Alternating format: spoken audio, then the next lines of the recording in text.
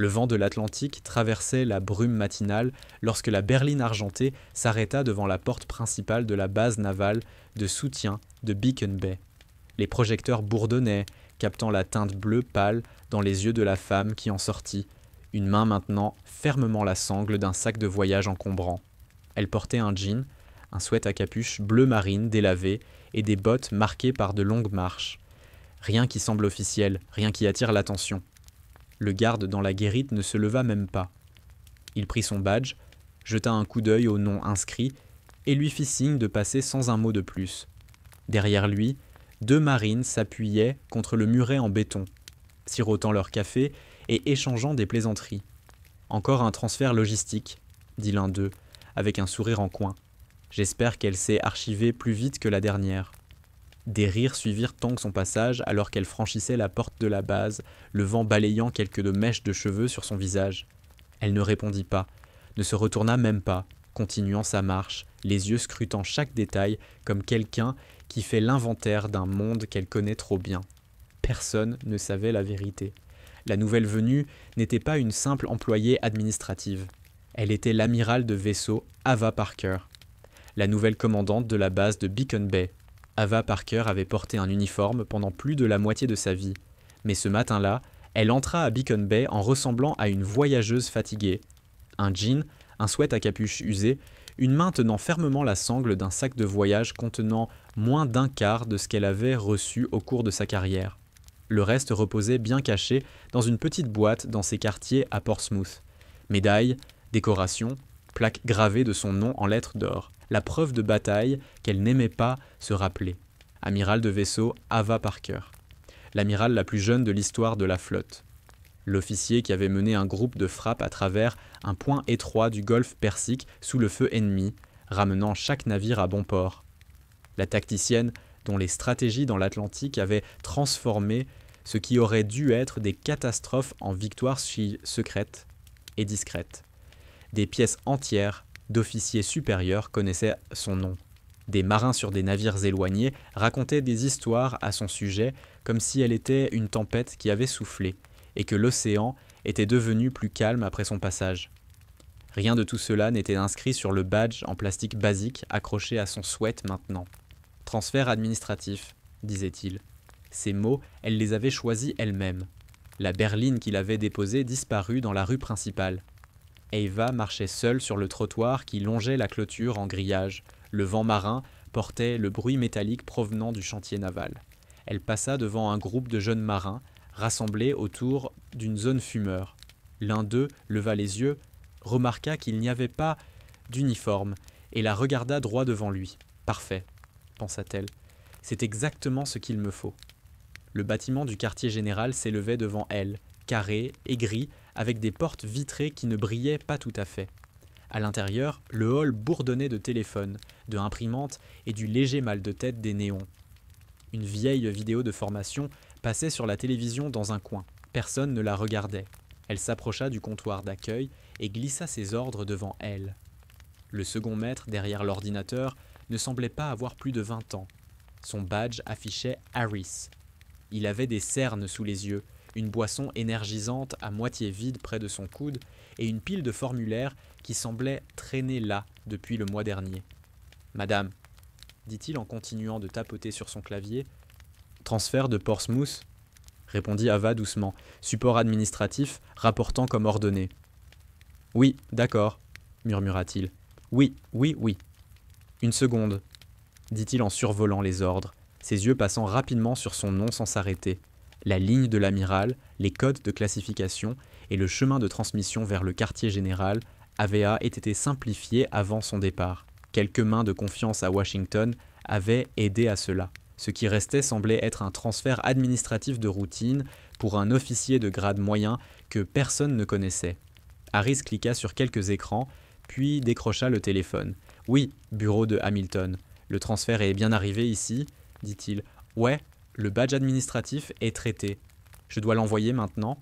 D'accord. » Il raccrocha, glissa un badge d'accès à la base à Ava et fit un signe de tête vers le couloir. « 3e étage, bureau du lieutenant-colonel James Hamilton. Tout au bout du couloir, porte à droite. C'est lui qui va vous installer. » Merci, répondit Eva.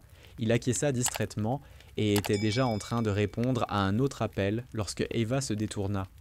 Une tasse de café à moitié vide refroidissait près de sa main droite. La peau sous ses yeux était aussi fatiguée que celle de Harris plus bas, mais sa posture était droite, son uniforme impeccable, ses décorations alignées sans une seule fausse note. Il ne leva pas les yeux immédiatement.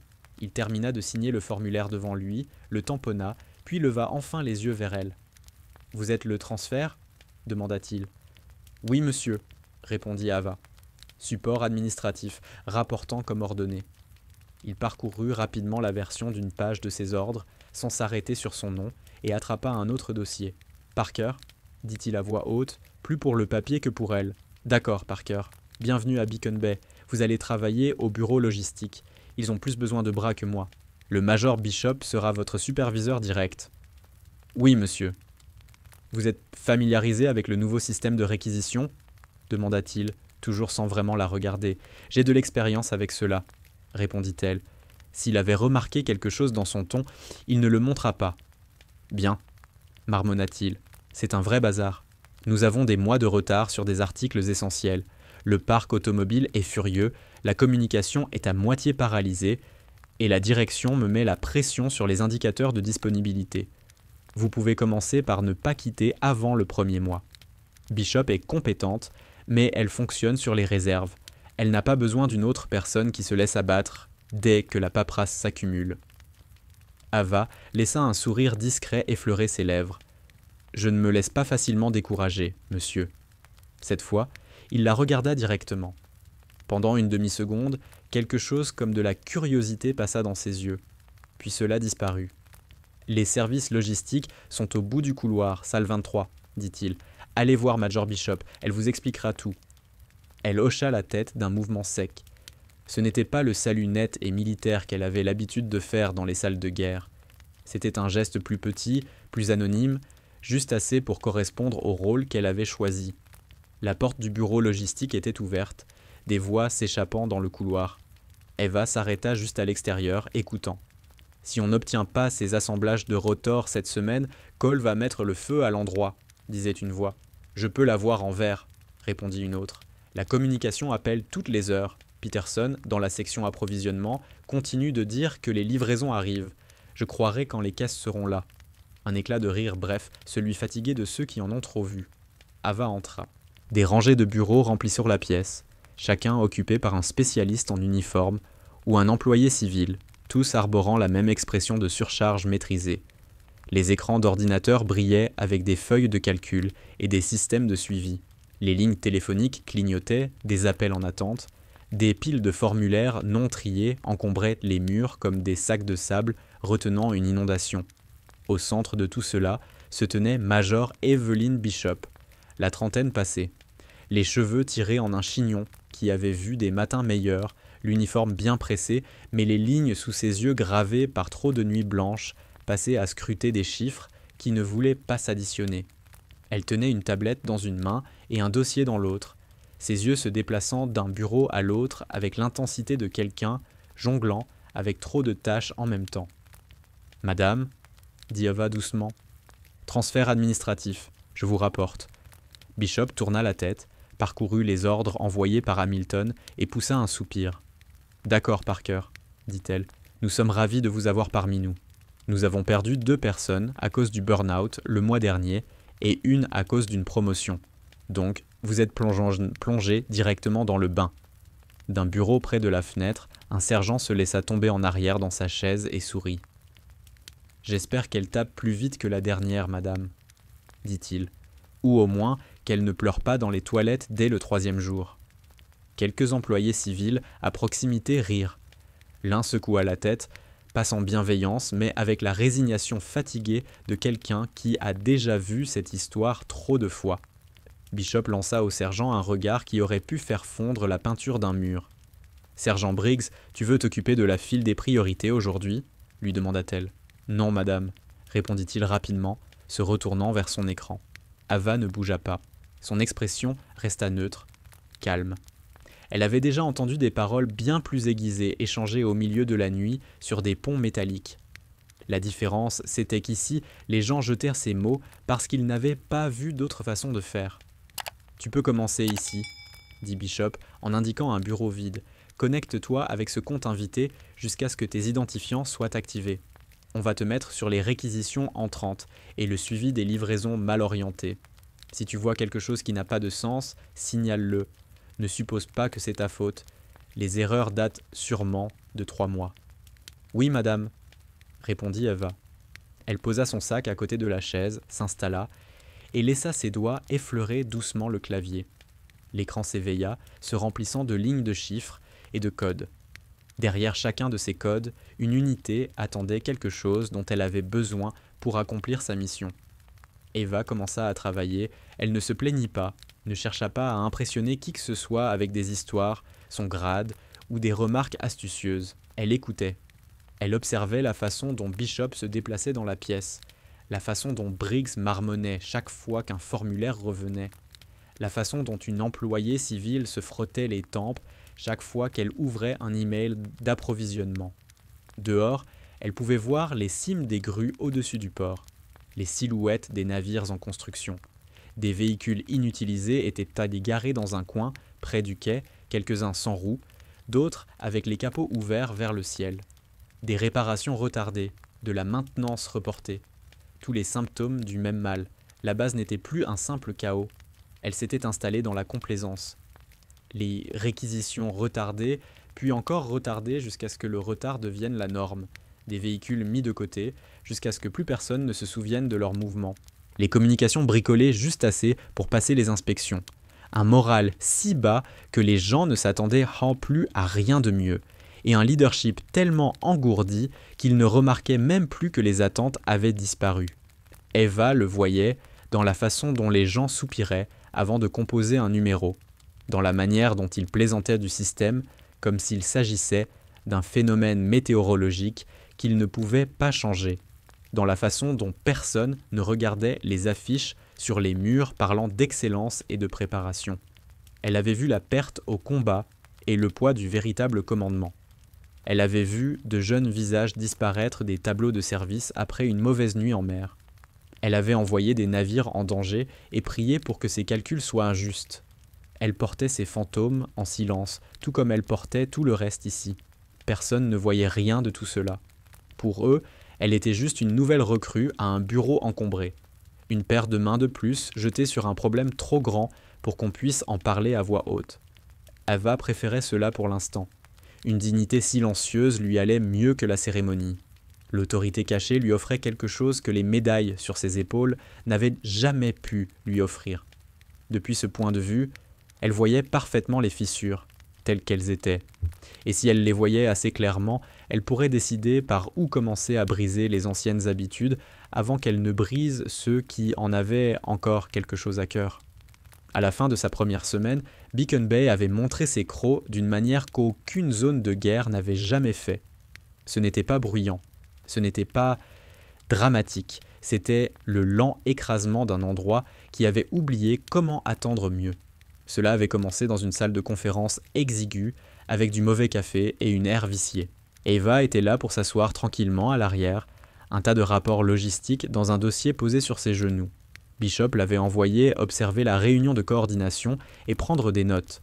Les officiers autour de la table feuilletaient leur propre dossier sans grand enthousiasme. Le capitaine Lucas Green, l'officier des opérations, parcourut l'ordre du jour, fronça de nouveau les sourcils, en voyant les nouvelles procédures administratives. À chaque fois qu'on reçoit une nouvelle fournée de secrétaires transférés, tout l'emploi du temps devient un vrai casse-tête, marmonna-t-il. Les autres rirent. On nous les envoie, elles réécrivent le flux, puis elles nous laissent ici pour un job tranquille au quartier général, dit un autre capitaine.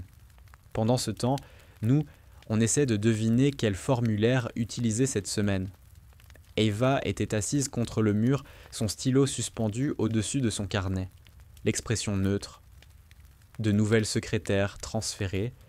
Elle avait écrit la version préliminaire des protocoles de préparation dont il se plaignait dans une salle sans fenêtre à 5000 km de là. Elle avait plaidé pour un langage plus simple, des priorités plus claires, moins de signatures. Ce qui en était ressorti, après des comités, des révisions et des compromis, était plus lourd qu'elles ne l'auraient voulu, mais toujours mieux que ce qu'ils avaient avant. Sur le papier du moins. Dans cette salle, les mots avaient une autre vie. « Regardez ça », dit Green en tapotant une ligne. « Nouveau code de préparation au déploiement. » Encore une brillante idée de quelqu'un qui n'a jamais eu à déplacer une unité dans la vraie vie, rit-il, suivi de quelques autres qui se joignirent à son rire. Il est plus facile de se moquer d'un auteur sans visage que de demander pourquoi personne à leur niveau n'a été dans la salle lorsque le système a été redessiné.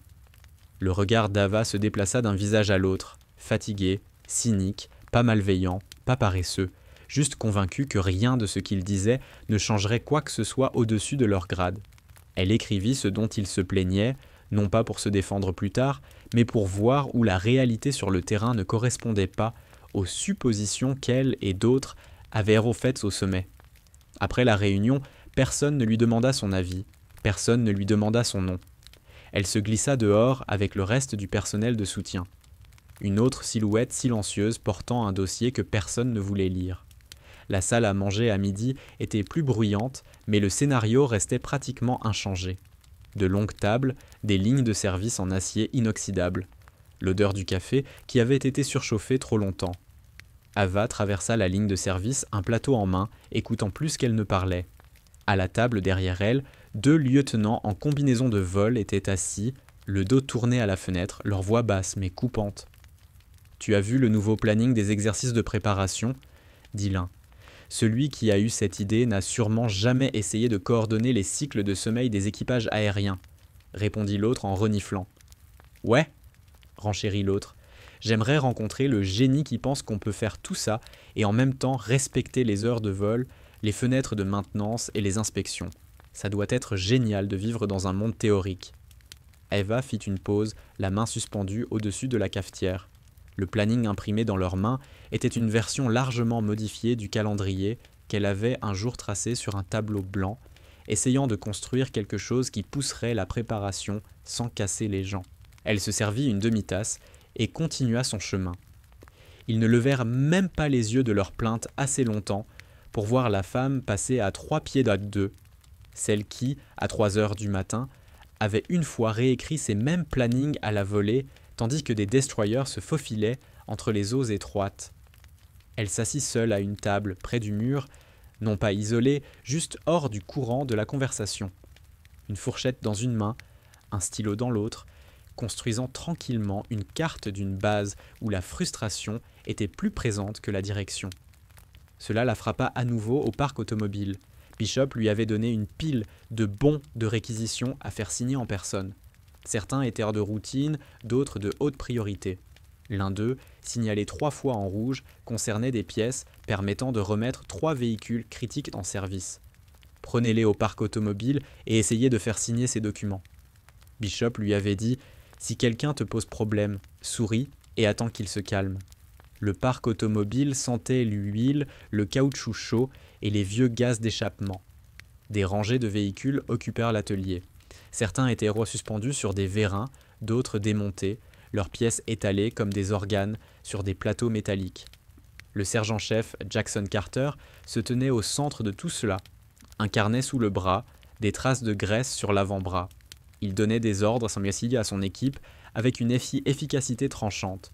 Eva attendit qu'il termine de réprimander un soldat pour avoir utilisé un mauvais couple de serrage avant de s'avancer.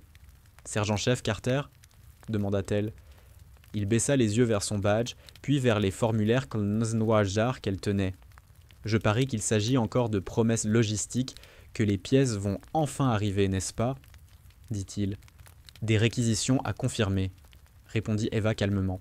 « Si nous faisons signer ces documents aujourd'hui, nous pourrons les faire remonter plus rapidement. » Il prit les formulaires, parcourut les numéros et renifla.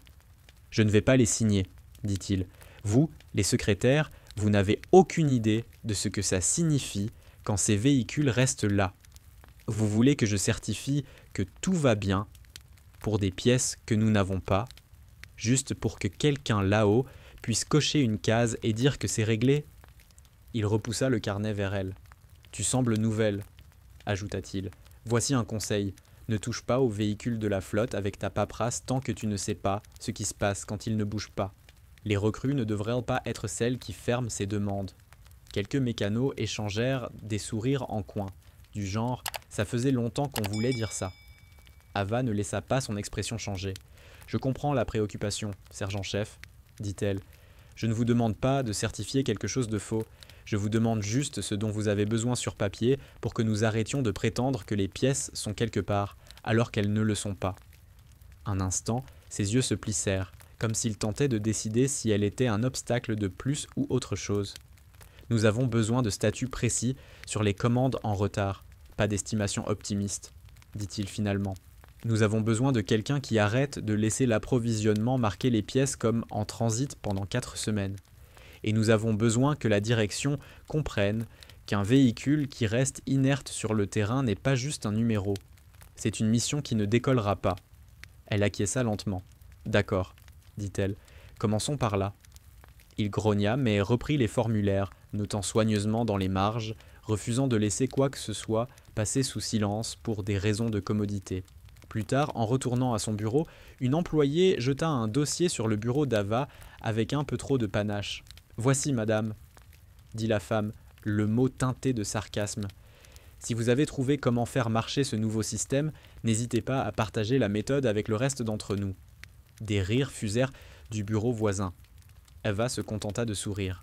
« Je vous ferai savoir quand je serai qualifiée pour la sainteté, » répondit-elle légèrement. « Pour l'instant, je me contenterai de faire parvenir ces 3 unités de remplacement de radio avant la fin du mois. » Elle ne répondit pas plus agressivement. Elle ne renvoya pas de commentaires autoritaires qui auraient gelé la pièce. Elle avait déjà fait ça ailleurs, dans des lieux où son uniforme et ses galons étaient visibles, ce qui lui permettait d'imposer le respect. Ici, elle avait besoin de quelque chose de plus. Elle passa ses soirées devant un ordinateur, tandis que le bureau se vidait, détachant tranquillement un tas de données que le jeune marin avait laissé s'accumuler. Le jeune homme, le matelot de première classe, Ethan Cole, était venu se poster devant son bureau avec un air hanté après une journée particulièrement difficile. « Madame, je crois que j'ai fait une erreur, » dit-il. « Certaines des anciennes entrées sont fausses et maintenant le nouveau système marque tout comme incorrect. J'essaie de rattraper, mais chaque fois que je corrige quelque chose, 3 autres erreurs apparaissent. Je reste tard depuis 2 semaines.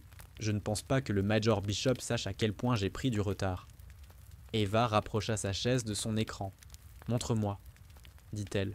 Pendant les heures suivantes, elle travailla à ses côtés, traçant les erreurs, repérant où le manuel de formation ne correspondait pas au comportement réel du système, créant une liste simple qu'il pourrait suivre sans se perdre.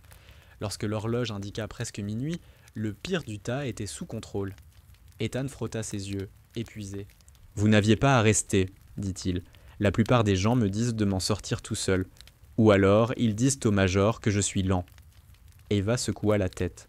« Tout le monde va vite quand le système a du sens, » dit-elle doucement. « Ce n'était pas toi le problème. » Sa gratitude était douce, presque embarrassée. « Merci, madame. »« Vraiment, garde la liste de contrôle, » répondit-elle. « Tu es meilleur dans ce domaine que tu ne le crois. Le système ne t'a simplement pas donné un départ équitable. » Au centre de communication, elle vit ce qu'il se passait lorsque ces erreurs cachées atteignaient finalement le bord du système.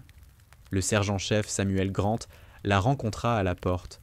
L'air à l'intérieur bourdonnait de machines qui semblaient trop anciennes pour la charge qu'elles portaient.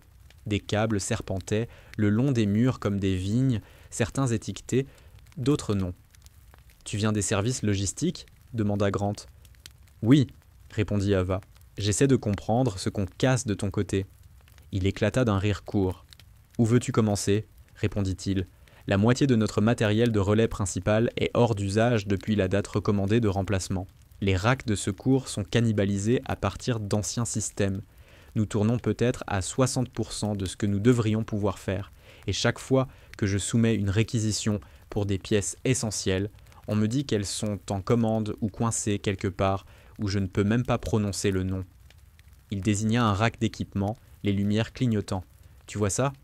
Si un autre composant tombe en panne, on n'aura plus de redondance. Un coup de foudre, une montée de tension, un mauvais jour, et cette base sera sourde au pire moment, dit-il. Eva parcourut la ligne de matériel, prenant en note les numéros de modèle, les étiquettes de maintenance, la façon dont les panneaux avaient été réparés avec du ruban adhésif. « Que se passe-t-il si tu fais remonter ça dans la hiérarchie ?» demanda-t-elle. « J'ai essayé de le faire, » répondit-il, « pendant des mois. Ça disparaît dans une file d'attente quelque part. Quelqu'un marque comme reçu ou dit qu'on n'est pas dans la catégorie à risque la plus élevée. Donc, on est relégué. Sur le papier, nous sommes stables. En réalité, on est à un orage, près d'un désastre. » Elle ne fit pas de promesses. Elle n'afficha pas son autorité. Elle n'avait pas encore révélé qui elle était. Elle posa juste une question de plus. « De quoi avez-vous le plus besoin en urgence ?» Il énuméra les numéros de pièces qu'elle nota. Pas comme une simple secrétaire logistique remplissant sa liste, mais comme quelqu'un qui assemblait tranquillement un tableau de ce qui pourrait faire échouer une base au moment où la mer deviendrait houleuse. Les murmures commencèrent à se propager lentement. La nouvelle secrétaire logistique ne roulait pas des yeux face aux plaintes. Elle savait poser les bonnes questions, elle restait tard et écoutait longtemps après que d'autres soient partis. L'attitude autour d'elle commença à changer petit à petit. Au début, lorsqu'elle entrait dans une pièce, la première réaction avait été des rires et des commérages, des railleries envers ceux-là, les anonymes qui gâchaient la vie de tout le monde avec de nouveaux formulaires et exigences. Puis, plus tard, lorsqu'elle passait par le parc automobile ou le centre de communication, les conversations s'interrompaient brièvement, au lieu de s'enflammer. Les gens la regardaient avec une curiosité légère et perplexe. Comment savait-elle cette procédure particulière d'un système à bord d'un navire dans l'Atlantique? Pourquoi semblait-elle comprendre à la fois les diagrammes de haut niveau et la clé à molette la plus petite dans le garage? Pourquoi traitait-elle l'erreur de données d'un marin débutant avec plus de soin que la plupart des officiers ne le feraient pour un rapport complet? Personne n'avait encore de réponse. Il savait juste qu'elle ne correspondait pas à l'image qu'il s'était faite d'une simple secrétaire transfuge. Si vous aviez été là, à regarder un visage inconnu être chassé de la pièce, la voyant rester calme alors que d'autres l'utilisaient comme cible facile pour leur frustration, que feriez-vous? Vous seriez-vous joint aux moqueries ou auriez-vous remarqué la manière dont ses yeux ne laissaient rien passer, comme si elle prenait en silence le commandement d'un navire que personne ne réalisait être à bord? Le bourdonnement des climatiseurs était le seul bruit qui persistait dans le bureau logistique, bien après le coucher du soleil. La plupart des bureaux étaient vides maintenant. La lueur de leurs écrans s'éteignait lentement, se transformant en écran bleu. Ava était dans un coin, finissant de vérifier une dernière série de données. Sa manche s'accrocha au bord du bureau en cherchant un stylo, remontant juste assez pour que l'encre sur son avant-bras se montre, une trident, pâle et simple, le contour du vieux commandement de la flotte atlantique, sans couleur, sans fioriture, juste la marque discrète de quelqu'un qui l'avait mérité il y a des décennies. Le technicien logistique à côté d'elle, le second maître Ryan Ellis, aperçut le tatouage et s'arrêta net, suspendu en pleine conversation. « Madame, vous l'avez eu où, celui-là » demanda-t-il, les yeux écarquillés. Eva baissa les yeux, puis remit sa manche en place. Sa voix restait calme, légère. « Un vieux souvenir » dit-elle. « Je l'ai gardé pour me souvenir ?» Il rit doucement, incertain. « Vous avez dû aller assez loin dans la Navy pour en avoir un de ceux-là. » Eva sourit simplement, un léger sourire qui n'appelait pas plus de questions. Le lendemain, dans la salle de pause, 2 marins débattaient de la ville portuaire japonaise qui avait les meilleurs ramen. L'un d'eux se tourna vers Ava alors qu'elle se servait un café. « Vous êtes déjà allée dans cette région, madame ?» Sans réfléchir, elle répondit en japonais couramment, la cadence précise, sans effort.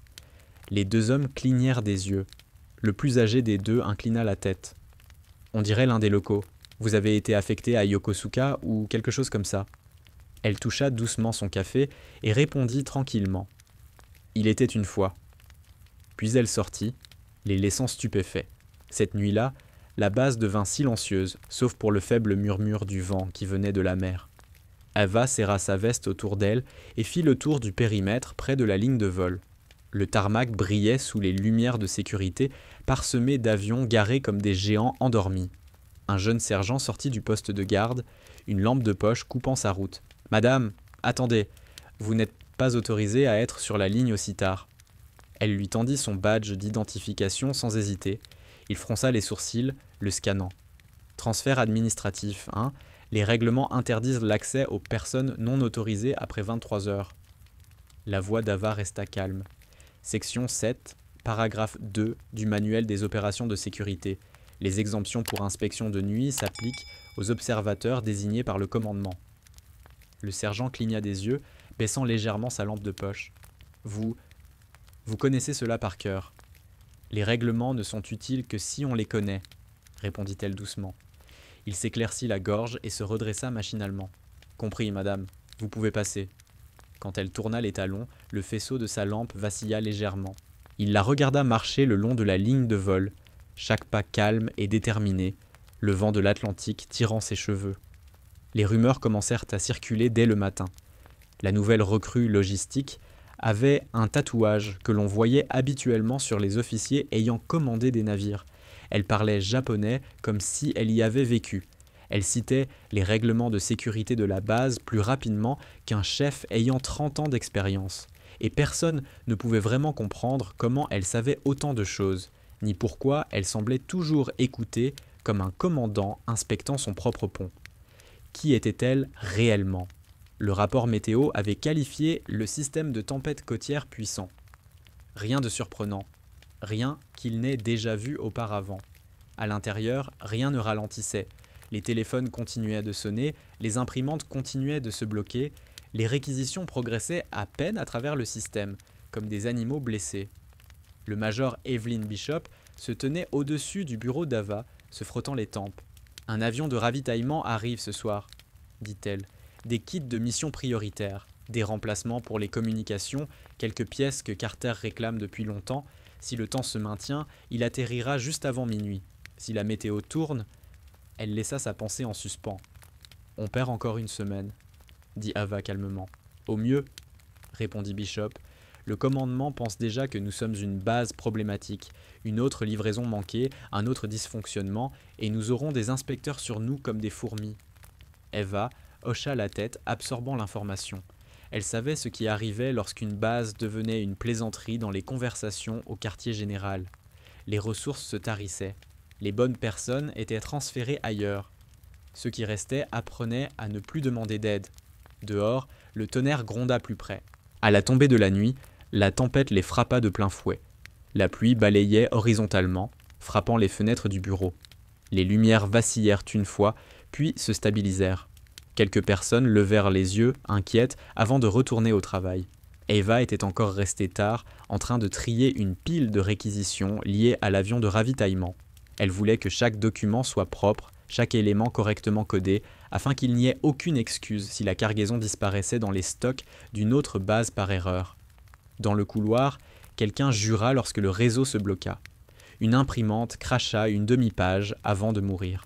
Le premier vrai signe de problème arriva sous forme de son. Un long bip descendant, provenant de quelque part dans le bâtiment. Au début, cela se fondait dans la tempête et les bruits habituels. Puis il se répéta, plus long, plus fort.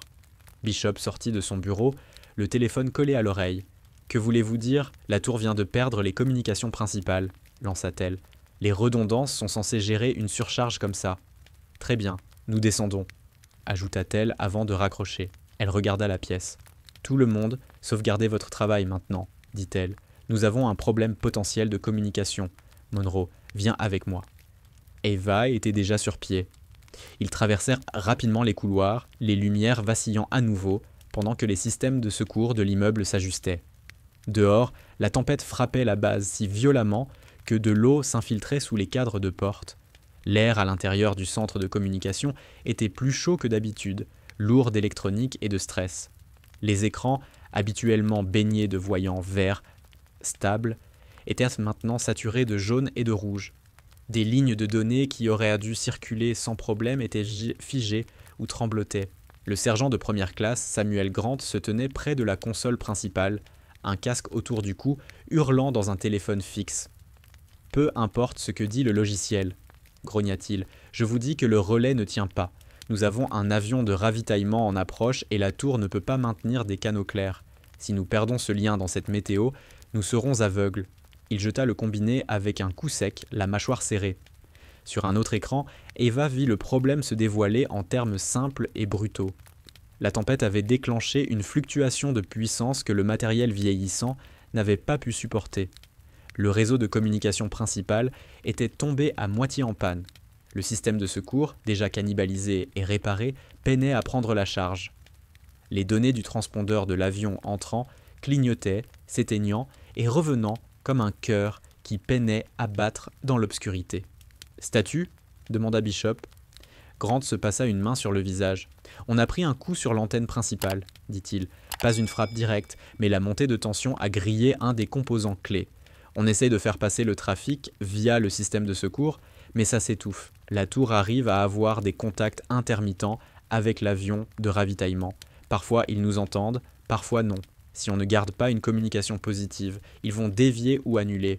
Et ici, dans ce cas, ce n'est pas une solution rapide. » Un jeune aviateur, assis devant un autre écran, se tourna vers eux, les yeux écarquillés. « Madame, le système enregistre aussi mal les véhicules au sol. »« Le problème vient des mises à jour de position, » ajouta-t-il. « Il affiche des positions qui n'ont pas de sens. Si nous devons envoyer des véhicules d'urgence vers la piste, nous allons deviner qui est où. » La pièce bourdonnait des voix qui se superposaient, des suggestions, des plaintes, des plans à peine esquissés. Personne n'était clairement en charge. L'officier de service semblait dépassé, feuilletant un manuel qui n'avait pas anticipé cette combinaison exacte de panne. Ava observait la scène. Les écrans défaillants, les visages figés, la tempête dehors frappant les fenêtres comme un être vivant. Elle avait déjà vu le chaos lorsque des missiles volaient et que des navires viraient brutalement pour éviter de se retrouver au mauvais endroit au mauvais moment. Là, c'était plus silencieux, mais pas moins dangereux. Des vies pouvaient encore être perdues ici, non pas par les tirs ennemis, mais par la confusion. Le radio de la tour cracha dans les haut-parleurs, la voix déformée. « Tour de la baie. Ici le vol de ravitaillement. Répétez, lecture. Vous êtes cassé, turbulent, sévère. Les marges de carburant se resserrent. » Un instant, personne ne répondit. L'officier de service hésita, les yeux passant d'un écran défaillant à l'autre comme s'il pouvait les faire fonctionner par volonté. Eva s'avança. Sa voix sortit calme, stable, portant juste assez de fermeté pour percer le bruit. « Redirigez le trafic de la tour vers la fréquence 325, dit-elle. Grant, vérifie la chaîne d'antenne de secours physiquement, pas seulement à l'écran. Je veux que tu regardes chaque connexion, du relais à l'entrée de la tour. Carter doit nous apporter une ligne de générateur pour cette salle maintenant. On ne peut pas se permettre une autre chute de tension. » Les regards se tournèrent donc vers elle. Une partie de l'esprit de Grant devait avoir reconnu son ton, même si son esprit n'avait pas encore tout à fait suivi, car il bougea sans discuter. « Je m'en charge, » dit-il, saisissant sa trousse à outils et se dirigeant vers les racks de matériel. Quelqu'un d'autre commença à parler. « Madame, nous ne pouvons pas simplement changer. » Eva ne leva pas la voix. Elle n'en avait pas besoin. « La tour a une capacité multibande, » dit-elle. « Ils peuvent passer à la fréquence 325 comme fréquence d'approche alternative. L'avion peut aussi. Le canal actuel est compromis par des interférences. Nous avons besoin d'une bande plus propre, qui soit toujours dans leur plage présélectionnée. » L'officier de service cligna des yeux. « Comment le savez-vous » demanda-t-il. « Parce que j'ai vu un groupe de tâches tout entier faillir sur un vol de ravitaillement dans le Golfe, simplement parce que nous avons hésité 30 secondes à discuter du protocole au lieu d'agir, » répondit-elle. « Appelez la tour maintenant. » Bishop observa, figée comme si elle voyait quelqu'un qu'elle n'avait jamais rencontré auparavant. Eva se pencha sur la console, ses doigts bougeant avec la confiance de quelqu'un qui avait fait cela plus de fois qu'elle ne pourrait le compter. Elle ne poussa pas les aviateurs de côté. Elle pointa. « Par ici, » dit-elle. « Redirigez le feed de la tour. Confirmez la fréquence alternative dans le système, puis connectez-moi à leur audio. » La voix de l'opérateur de la tour passa, marquée par un calme tendu. « Vol de ravitaillement, ici la tour de Beacon Bay. Rouge, vous êtes cassé. Répétez, quel est votre niveau de carburant ?» Du statique. Puis une réponse hachée. « Tour, ici le vol de ravitaillement. Carburant en dessous des marges de confort. Option de déviation limitée. Demande de guidance prioritaire. Répétez, demande de priorité. » Eva fit un signe pour prendre le casque. L'officier de service le lui tendit sans savoir pourquoi. « Voici Beacon Bay, » dit-elle dans le micro, sa voix se posant dans l'autorité calme du commandement. « Vol de ravitaillement, changé pour la fréquence d'approche 325. Je répète, 325. Confirmez quand vous êtes sur la fréquence. » Il y eut une pause, puis la réponse. KBI Beacon Bay, changement effectué. La tempête hurlait contre le bâtiment. Quelque part au loin, un coup de tonnerre éclata juste au-dessus, faisant vaciller les lumières à nouveau. La voix de Grant se fit entendre sur la ligne interne. « L'antenne de secours est sale, mais stable, dit-il. J'ai contourné le pire segment. Vous devriez avoir un signal plus propre sur la nouvelle fréquence. » L'audio de la tour se clarifia notablement. La voix du pilote de l'avion semblait plus proche, plus stable, comme si quelqu'un l'avait sorti d'un tunnel. « Beacon Bay, ici le vol de ravitaillement sur 325. Nous vous recevons 505 maintenant. »« Vol de ravitaillement Beacon Bay, reçu, » répondit Eva. « Nous vous avons. Maintenez le cap actuel. La tour vous dirige à travers la partie la moins sévère du nuage. Attendez quelques turbulences, mais vous êtes dans les paramètres de sécurité. L'atterrissage prioritaire est confirmé. Votre soutien au sol sera prêt. » L'opérateur de la tour se précipita, plus confiant maintenant que le chemin avait été tracé. « Vol de ravitaillement, ici la tour, » dit-il. « Continuez sur le cap, 095. Descendez à... » Ava s'éloigna, lui laissant reprendre pied. Elle se tourna vers le jeune aviateur responsable du suivi des véhicules. « Oublie les positions automatisées pour le moment, » dit-elle. « Commence une vérification manuelle de statut, appelle la sécurité et la médecine du parc automobile. Obtient des confirmations humaines pour tout véhicule qui pourrait avoir besoin d'accès à la piste. Ne fais pas confiance à ce qui est sur cet écran tant que quelqu'un avec les yeux sur place n'a pas confirmé. » Il hocha la tête, reconnaissant des instructions claires. « Oui, madame. » Elle passa un autre appel. « Connectez-moi au sergent-chef Carter, » dit-elle à l'opérateur interne. « Si nous avons besoin d'une ligne de générateur pour ce bâtiment, c'est lui qui va faire ça. » Quelques minutes plus tard, la voix de Carter se fit entendre. Le vent et la pluie étaient bruyants derrière lui. « Ils m'ont dit que vous aviez besoin d'énergie, » dit-il. « Je suis dehors avec une équipe et un générateur portable. La tempête est violente, mais on peut vous connecter si l'alimentation du bâtiment flanche à nouveau. »« Installez-le, » dit Ava. « Je vais vous accorder l'accès dont vous avez besoin. Je ne veux pas que ces tableaux s'éteignent pendant que l'avion approche. »« Compris, » répondit-il. Pas de réticence, pas de questions sur son autorité. Quelque chose dans son ton rendait cela inutile. De retour dans la salle de communication, les écrans se stabilisèrent. La chaîne d'antenne de secours prit la nouvelle charge sans s'effondrer. Les directions de la tour devenaient plus précises à mesure que le signal tenait. La position de l'avion entrant se résolut en un icône clair se déplaçant le long d'un vecteur défini. Moins de 15 minutes plus tard, ce qui semblait être une catastrophe au ralenti était sous contrôle.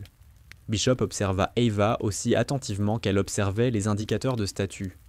Lorsque la tour annonça enfin « Le vol de ravitaillement a atterri, piste dégagée », un souffle collectif s'échappa de la pièce. Les épaules se relâchèrent. Quelqu'un rit nerveusement. Quelques personnes applaudirent sans vraiment s'en rendre compte. Ava ôta le casque et le rendit à l'officier de service. « Beau travail, » dit-elle. « Assurez-vous que la tour enregistre correctement le changement de fréquence et l'impact de la météo. Comme ça, quand quelqu'un du quartier général lira cela plus tard, il saura ce qui s'est réellement passé, et pas seulement que le travail a été fait. » Il hocha la tête, toujours la regardant, comme s'il essayait de replacer un visage qu'il aurait dû reconnaître. Le major Bishop s'avança. « Comment avez-vous... » Elle commença, puis secoua la tête comme si elle n'en croyait pas ses yeux. « Monroe, où avez-vous appris à faire tout ça ?» Ava haussait les épaules, légèrement. « Nous avons eu pire dans le golfe, madame, » répondit-elle. « Fréquences différentes, même tempête. Je déteste voir de bonnes personnes perdre à cause de mauvais câblages et de vieilles habitudes. » Bishop ne répondit rien. Dehors, la pluie martelait toujours la base. Mais à l'intérieur du centre de communication, la crise était passée. L'avion entrant se posa en toute sécurité à son emplacement, apportant avec lui les pièces et équipements que tant de personnes attendaient. Sur le papier, l'incident serait décrit comme une défaillance d'équipement résolue par une réflexion rapide et une procédure adéquate. Mais dans les couloirs, dans la salle à manger, dans le parc automobile, une autre histoire prenait déjà forme. On parlait de la manière dont la nouvelle recrue logistique était entrée dans la salle des communications et avait semblé plus commandant de groupe de bataille que simple employée administrative. Comment elle avait trouvé la bonne fréquence sans vérifier une référence, comment elle avait ordonné aux NCO expérimentés de se mettre en mouvement avec la facilité de quelqu'un qui avait passé toute sa vie adulte à envoyer des gens dans des situations dangereuses. Pas une secrétaire ordinaire, disait-il. Aucune recrue administrative anonyme n'aurait pu savoir cela aussi vite. Lorsque Ava retourna à son bureau, des murmures avaient déjà couru plus vite qu'elle. Qui était-elle? Où avait-elle servi? Pourquoi son calme dans la tempête semblait-il familier à ceux qui avaient autrefois monté la garde sous un autre drapeau, loin de chez eux? Si vous aviez été là, dans cette pièce, avec la tempête qui faisait rage dehors et les écrans qui devenaient noirs, auriez-vous fait confiance à la voix d'un inconnu qui soudainement parlait comme si elle possédait le ciel? Auriez-vous fait confiance à la voix d'une étrangère ou seriez-vous resté figé comme tout le monde? Le matin suivant se leva clair et lumineux, comme si la tempête n'avait jamais existé. La pluie avait nettoyé le ciel, le faisant briller d'un bleu impossible au-dessus de Beacon Bay.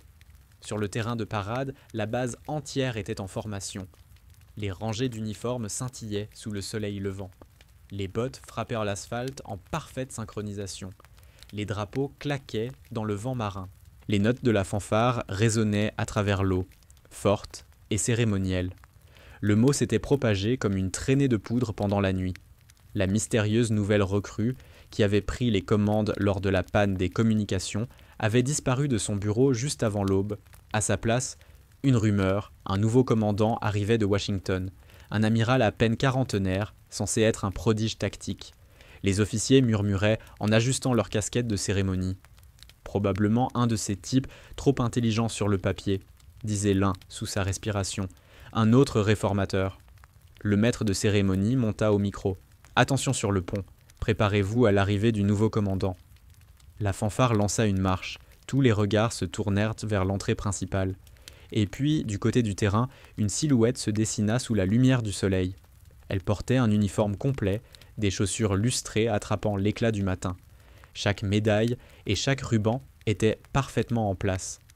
La lumière se posa sur les étoiles d'amiral, sur ses épaules, brillantes, indéniables. Pendant un instant, personne ne bougea.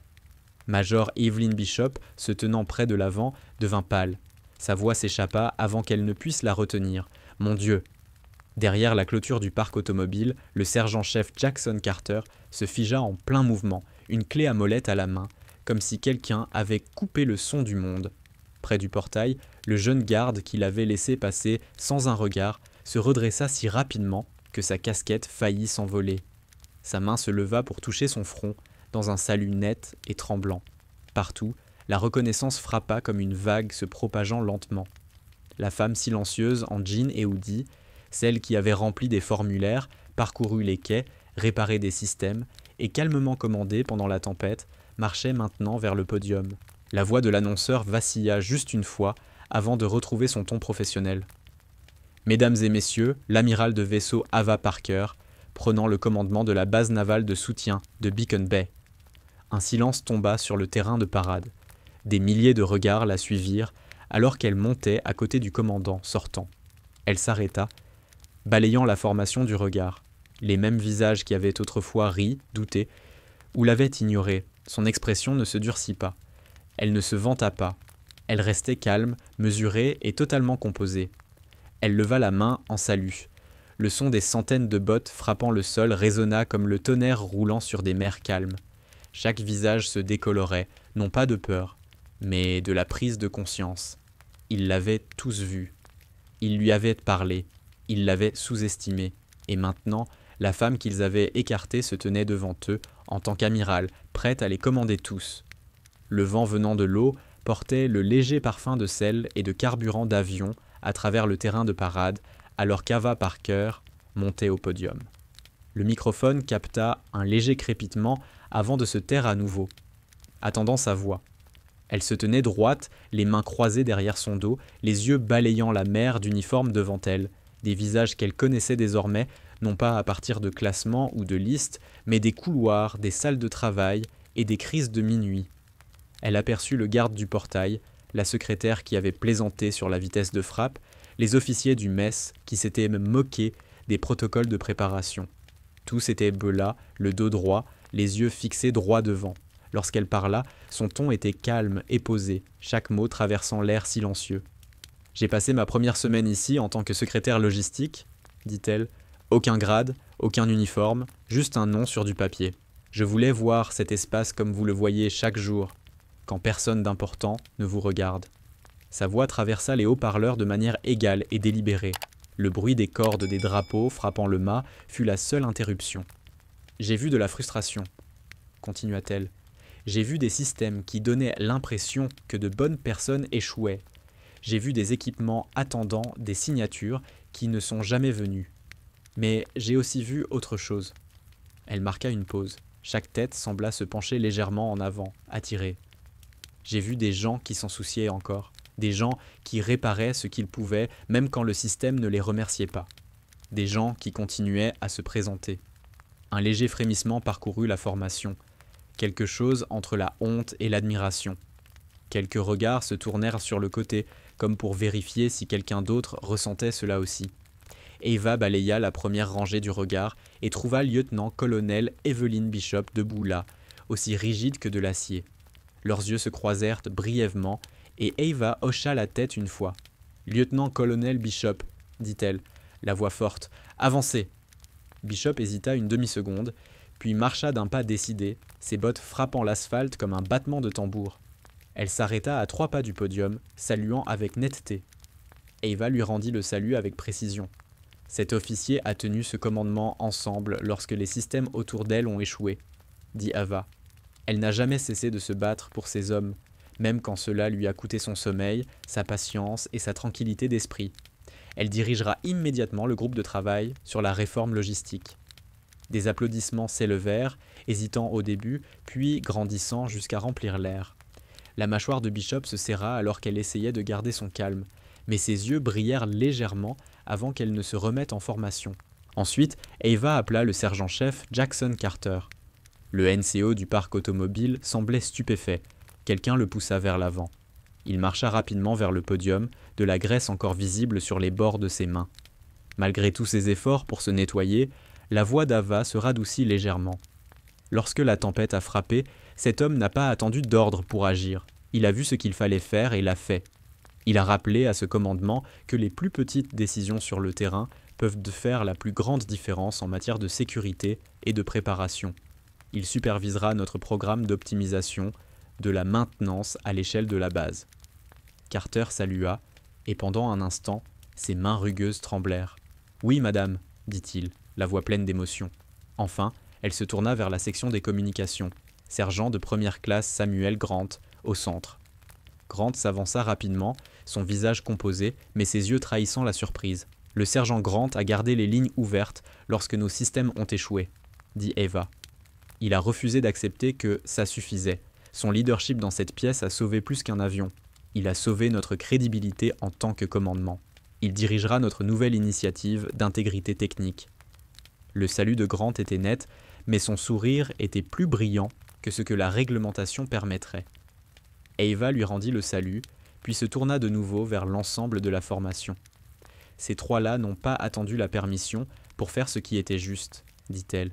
Ils ont agi, ils ont pris la parole, ils s'en sont préoccupés, et c'est ce que j'attends de tout le monde sur cette base à partir de ce jour. Elle laissa le silence s'étirer un moment, le vent tirant sur son uniforme. Puis, avec une force tranquille, elle ajouta « À partir de ce jour, nous réglons les problèmes avant qu'ils ne deviennent des excuses. » Les mots restèrent dans l'air, lourds et certains. Un instant, personne ne bougea. Puis, lieutenant-colonel James Hamilton, l'homme qui n'avait à peine levé les yeux de ses papiers le jour où elle était arrivée, s'avança. Sa main droite se leva dans un salut net, délibéré, et rempli de quelque chose qui n'avait pas été là auparavant, du respect. Ava lui rendit le salut, croisant son regard avec un léger hochement de tête, et alors, comme une vague brisée, le reste de la base suivit, un par un. Puis, tout à la fois, des centaines de mains se levèrent, des milliers de bottes frappèrent le sol en synchronisation. Le bruit roula à travers le terrain de parade comme un tonnerre. Il résonna contre les hangars de l'autre côté de la baie, sur les coques métalliques dans le port. Ce genre de bruit qu'on ressent dans la poitrine. L'hymne de la Navy commença doucement, la section des cuivres élevant les premières notes au solennel. Le son se mêla à la ruée du vent et au battement rythmique des bottes, alors que les rangs étaient au garde à vous. Ava regarda au loin, les mêmes visages qui avaient autrefois souri en coin, soupiré ou l'avaient ignoré. Maintenant, ils se tenaient silencieux, les yeux fixés droit devant, unis. Pas de mots, pas d'applaudissements, juste un salut qui parlait plus fort que tout le reste. Au bout du terrain, le jeune garde qui l'avait laissé passer à la porte tous ces jours auparavant se tenait avec le bras levé, légèrement tremblant, les larmes brillant dans ses yeux. Ava prit une lente inspiration et rendit chaque salut dans sa ligne de vision, un geste délibéré à la fois. À cet instant, la tempête, le doute, la moquerie, tout s'est évaporé dans quelque chose de pur, le respect. Et lorsque l'hymne atteignit sa dernière note, le dernier écho de 1000 bottes s'éteignit à travers la baie comme une promesse tenue. 6 mois plus tard, Beacon Bay ne ressemblait plus à la même base. Les entrepôts qui autrefois étaient à moitié éclairés et encombrés fonctionnaient maintenant comme des horloges. Chaque expédition enregistrée, chaque article traçable, chaque formulaire vérifié 2 fois, non pas par peur, mais par fierté.